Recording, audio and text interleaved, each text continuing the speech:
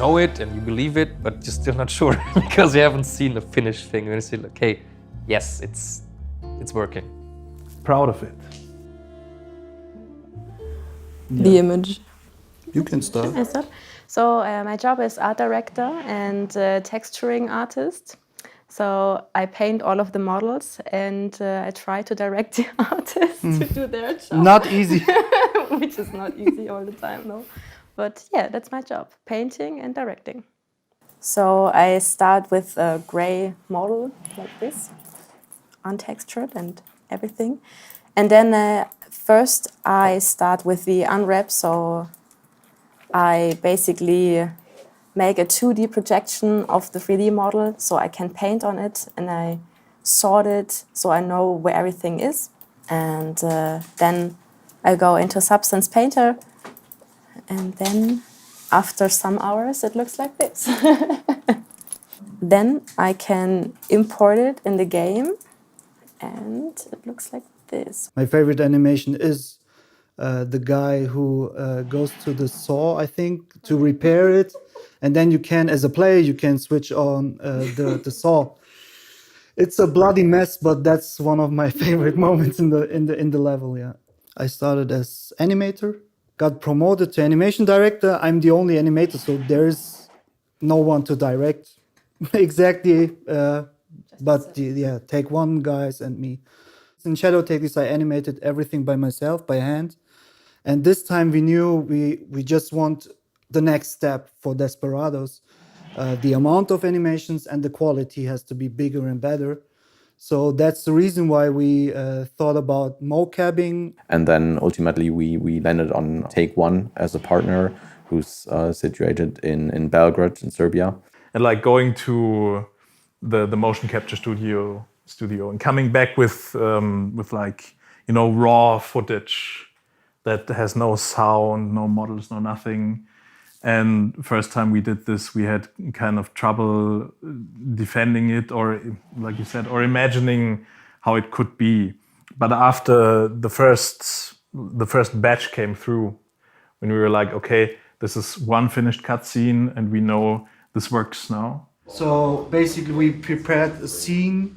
Hambo wrote the whole scene with Dennis, the dialogue and all the characters who are in the scene.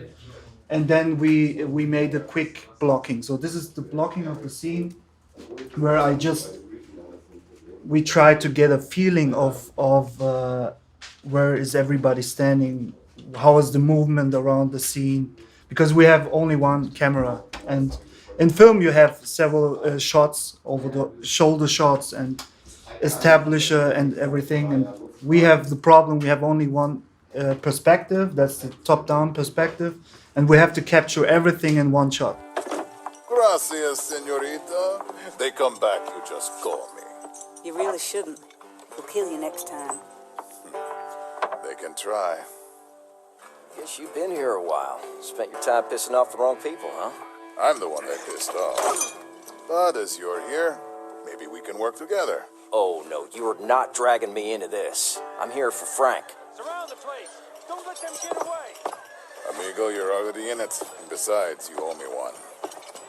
All right, let's get out of here. Come on, out the back.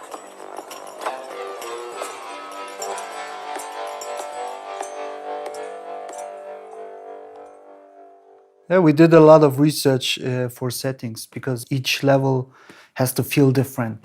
What we had in the beginning was that Felix actually built a sawmill level, like where he built a level about a sawmill that was somewhere with a river in between. And he had this bridge in it, and we looked at it and discovered, okay, we want to change this. And this part of the bridge is very interesting, and so we focused everything on the bridge. So the bridge level is kind of the high point of the first chapter. It's very classic Western, like blowing up a bridge. We tried to make a level that is very large, very big, and where you do something that's epic. So you have sort of a culmination of everything you've learned so far, and then you can use it all in that one moment. The bridge, of course, has to look awesome. It has to be cool to walk over it. We want to make it possible to create gameplay on the bridge, which is not that easy in our game because the bridge is very narrow and our gameplay usually takes a lot of space. And it's one of the most, I think, spectacular explosion effects from Flo, our VFX artist. Right now I'm finishing up the bridge explosion, which I made in, or the simulation of the bridge I did in Houdini, or basically the wireframe model of the section that is going to collapse. And what you basically do is you take the 3D model and you cut this model into smaller pieces, because in the original model all these wooden planks are solid pieces, and then you cut in these lines. So you have kind of 1,000 little chunks that are like pre-dissected. So this doesn't need to happen in real time after this in Houdini. So it's pre-fractured, and then kind of throw a simulation on top and let it collapse. And if you would start the simulation right now, kind of everything would basically fall down without any dynamics in it. So you kind of have to constrain certain elements of the bridge. So you need an initial force that tears down the bridge, which is right here in the center. And then you kind of orchestrate how the bridge will collapse.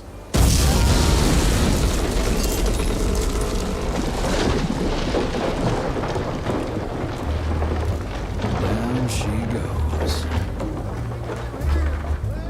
What the fuck?